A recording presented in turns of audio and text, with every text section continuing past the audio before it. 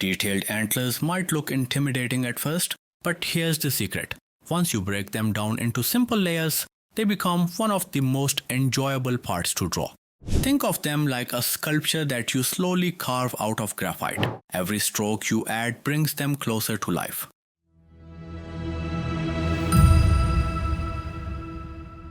Okay, so start with the small front antler. Since this one has a porous texture, the best way to capture it is by building up layers. First, darken the outline with your 8B pencil, pressing firmly so it stands out against the background. Once the edge is defined, place straight strokes very close together, starting from the right edge and moving inward. Press harder at the start and ease the pressure as you move across. This creates a smooth transition from dark to light. On the bottom section, keep your pressure higher and layer strokes together to add roughness. Leave the very top portion clean, because that's where the brightest highlights will go later. Here's the trick. Keep the base lighter where you want highlights later. That way, when you lift the graphite, they pop instantly, giving you the crisp and bright strokes. If the base is too dark, you'll have to erase again and again, and the highlights will only turn smudgy and dull. Think of it as if you save a seat at a crowded party. If you don't reserve it early, someone else will. And in this case, it's graphite and it will take over, and your highlight won't get the spotlight. Now comes the fun part, which is the highlights. This is where your antlers really start to come to life. Take your electric eraser and press firmly along the very top edge. Then ease off as you move downward so the light naturally fades into the midtones. And here's something beginners always ask. Why not just erase everything with the same pressure? Well, if you do that, you'll end up with the harsh stripe that looks flat instead of glowing. By easing the pressure, you're letting the highlight breathe, and that's what makes it look three-dimensional. Once that glow is in place, pull a bright line right along the edge where the light is hitting. This single stroke instantly makes the antler pop against the background. It's like drawing with light itself. Now here's a common mistake. Many artists stop here and think the highlight looks perfect. But the problem is, without contrast, highlights always look wider than they should. That's where your sharp 2B pencil comes in. Add thin, dark cuts right beside the highlight and watch how the line suddenly looks sharper and cleaner, almost like carving the light into the antler. Now with your flat tip mono zero eraser, start pulling thin straight highlights in between the dark strokes. Don't make them look like fence posts. Vary their length and spacing so the texture feels alive. If every stroke looks like a twin, your antler will end up looking more like a barcode than bone. Now a question I get all the time is, what if my highlights look too wide or chunky? Don't worry, it happens to everyone. The trick is simple. You just have to grab your 2B pencil and place a thin dark stroke right beside that highlight. Instantly, it sharpens up and looks crisp again.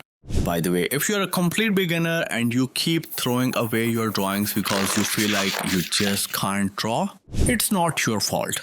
You just don't know the basics yet. And that's exactly why I made this full course, to help you go from shaky lines to realistic drawings step by step. It covers everything from basic lessons to advanced techniques, tips and tricks, all structured in a clear step-by-step format, so you don't have to guess your way through it. Thousands of students are already learning and growing through the course, and it's currently one of the top-rated drawing courses on Udemy. I put my course on sale for 5 days every month just for my YouTube family. Check the link in the description or comments to see if the sale is live right now, and get enrolled before it ends. Now here comes a tiny detail which separates a flat drawing from a realistic one. On the lighter top portion of the antler, start adding in small dots with your 2B pencil. Cluster them close together where you want the surface to look rougher and more detailed. Then spread them out in other areas to give it that softer, lighter feel. This tiny step might look boring, but trust me, these dots are just like you add seaweed in your ramen. If you add too little, it feels bland, and if you add too much, it becomes overwhelming. However, if you get it just right, your texture suddenly tastes, or in this case, looks just perfect. Now let's look into the layering process when the antler has a smoother texture instead of that porous one we worked on earlier. Start by darkening the outline with your 8B pencil, because without a clear boundary, the form just melts into the background. Once the outline is strong, start layering a soft base with small circular motions.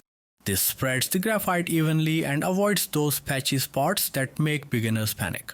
One common mistake here is rushing with straight back and forth strokes that only leave streaks. Instead, keep your motions circular so everything blends naturally. And here's a question I get all the time. How hard should I press? Think of it like pressing a sponge onto the paper.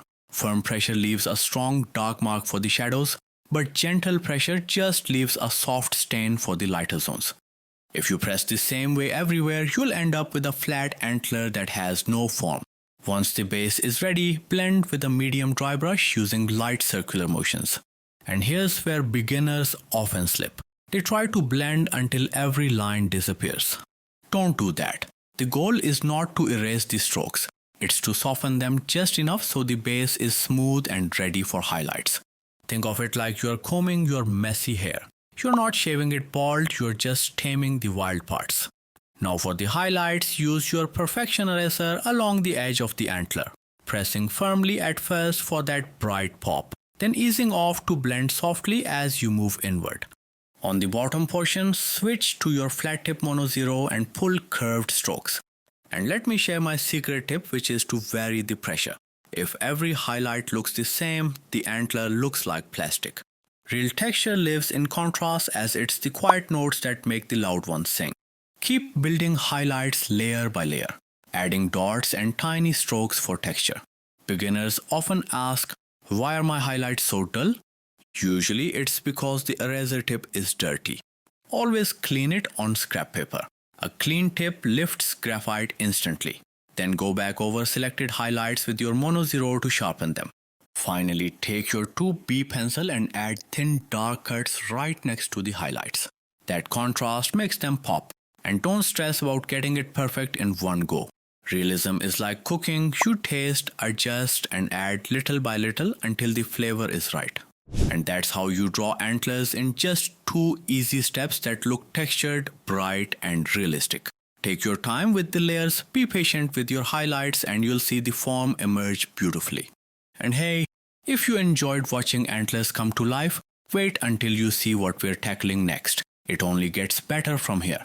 If you found these tips helpful, hit the like button. And if you're an absolute beginner and want to learn drawing from scratch, you can join my course here. So thank you so much for watching, and I'll see you in the next one.